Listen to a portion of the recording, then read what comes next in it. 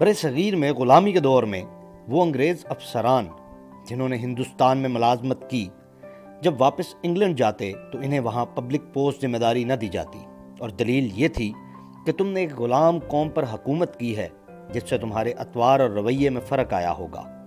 یہاں اگر اس طرح کی کوئی ذمہ داری تمہیں دی جاتی ہے تو تم آزاد انگریز قوم کو بھی اسی طرح ڈیل کرو گے۔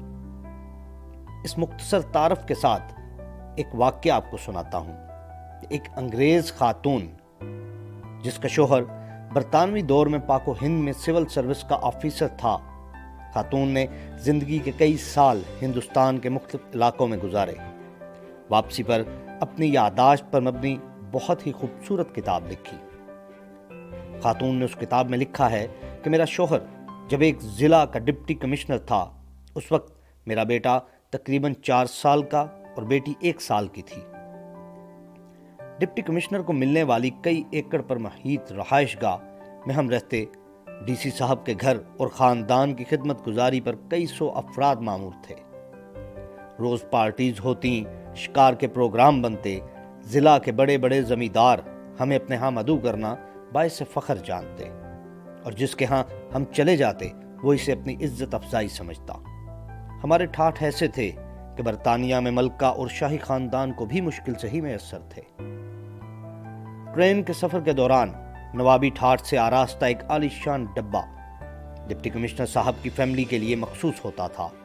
جب ہم ٹرین میں سوار ہوتے تو سفید لباس میں ملبوس ڈرائیور ہمارے سامنے آ کر دونوں ہاتھ باندھ کر کھڑا ہو جاتا اور سفر کے آغاز کی اجازت طلب کرتا۔ اجازت ملنے پر ہی ٹرین چلنا شروع ہوتی۔ ایک بار ایسا ہوا کہ ہم سفر کے لیے ٹرین میں بیٹھے تو روایت کے مطابق ڈرائیور نے حاضر ہو کر اجازت طلب کی۔ اس سے پہلے کہ میں بولتی، میرا بیٹا بول اٹھا جس کا موڈ کسی وجہ سے خراب تھا۔ اس نے ڈرائیور سے کہا کہ ٹرین نہیں چلانی۔ ڈرائیور نے حکم بجا لاتے ہوئے کہا کہ جو حکم چھوٹے صاحب۔ کچھ دیر بعد صورتحال یہ تھی کہ اسٹیشن ماسٹر سمیت پورا عملہ جمع ہو کر میرے 4 سالہ بیٹے سے درخواست کر رہا تھا، لیکن بیٹا ٹرین چلانے کی اجازت دینے کو تیار نہیں ہوا۔ بالآخر بڑی مشکل سے میں نے کئی چاکلیٹس دینے کے وعدے پر بیٹے سے ٹرین چلوانے کی اجازت دلوائی تو سفر کا آغاز ہوا۔ اس واقعے سے چند ماہ بعد دوستوں اور رشتہ داروں سے ملنے واپس برطانیہ آئی۔ ہم بذریعہ بحری جہاز لندن پہنچے۔ ہماری منزل ویلز کی ایک کاؤنٹی تھی جس کے لیے ہم نے ٹرین کا سفر کرنا تھا۔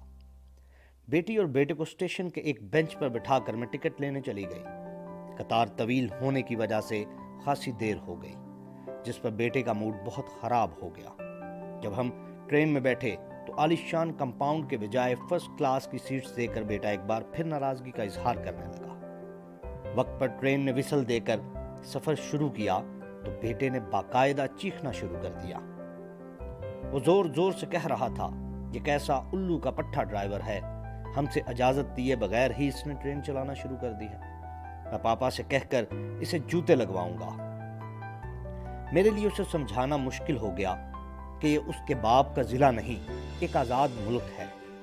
یہاں ڈپٹی کمشنر جیسے تیسرے درجے کے سرکاری ملازم تو کیا، وزیر اعظم اور بادشاہ کو بھی اختیار حاصل نہیں ہے کہ اپنی انا کی تسکین کے لیے عوام کو خوار کر سکے۔ آج یہ ہم نے انگریز کو ضرور نکالا ہے، البتہ غلامی کو اس دیش سے نہیں نکال سکے۔ یہاں آج بھی کئی ڈپٹی کمشنرز، ایس پیز، وزراء، مشیران اور سیاستدان صرف اپنی انا کی تسکین کے لیے عوام کو کئی گھنٹوں سڑکوں پر ذلیل و خوار کرتے ہیں۔